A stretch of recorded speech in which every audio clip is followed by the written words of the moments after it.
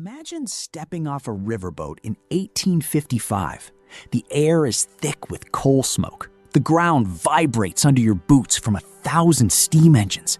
And everywhere you look, iron is being born. This isn't some sleepy frontier town. This is Pittsburgh, the Iron City on the edge of becoming America's steel capital. Welcome to a place where the future was literally forged in fire. Stick with me, because what you're about to see will change how you picture American history. Hello everyone, and welcome back to Reborn America, where we use cutting-edge AI to bring lost worlds back to life in stunning 4K detail. Today, we're walking the streets of Pittsburgh in the heart of the 1850s. This is the decade when this city exploded from a regional trading post into an industrial powerhouse that would help build modern America. By 1850, Pittsburgh's population had already hit nearly 47,000, and it was growing fast. Factories lined the rivers, immigrants poured in from Ireland and Germany, and the air was so thick with smoke, they called it the Smoky City. But behind the haze was something incredible: raw American ambition, grit, and ingenuity. We've reconstructed every detail from historical records, maps, photographs, and eyewitness accounts, so you can walk these streets as if you were really there.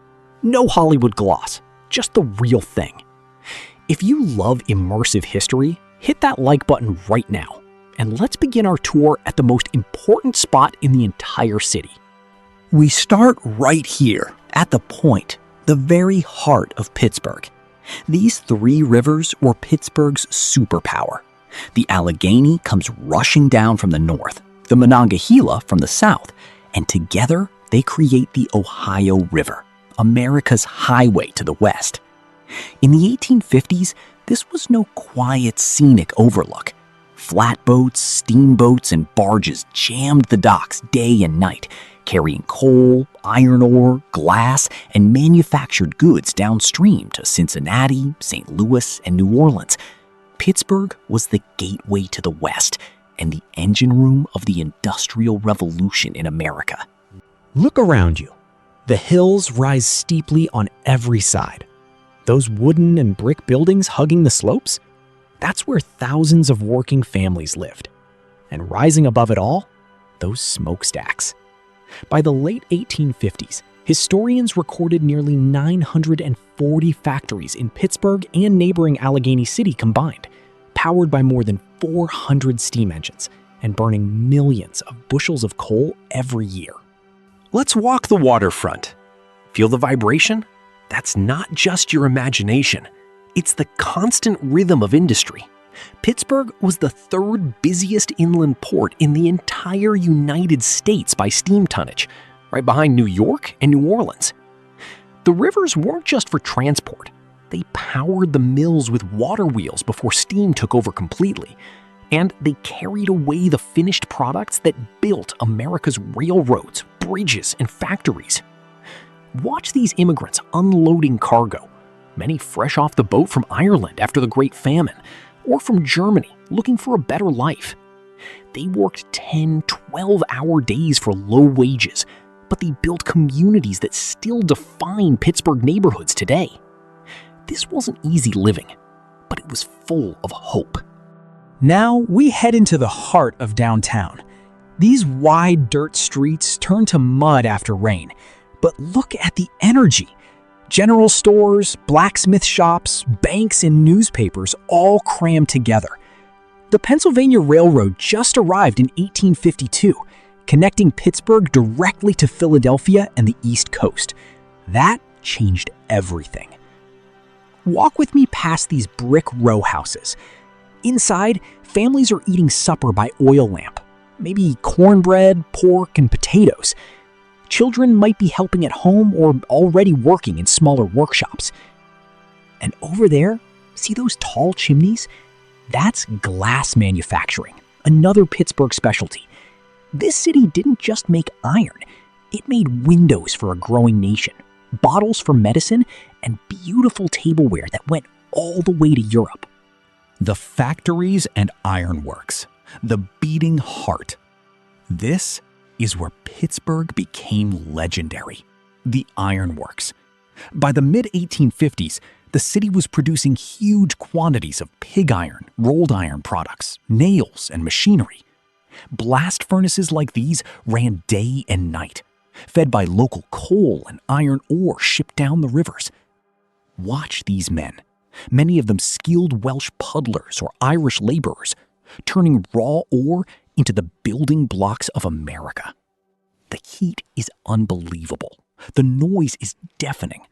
But every bar of iron they produce might end up as railroad rails stretching across the frontier, or parts for the machines that powered the Civil War just a few years later.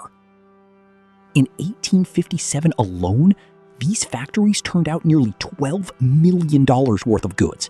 That's an enormous fortune for the time. And right at the end of this decade, in 1859, Jones and Laughlin would open their first major works along the river, laying the foundation for the steel city we know today.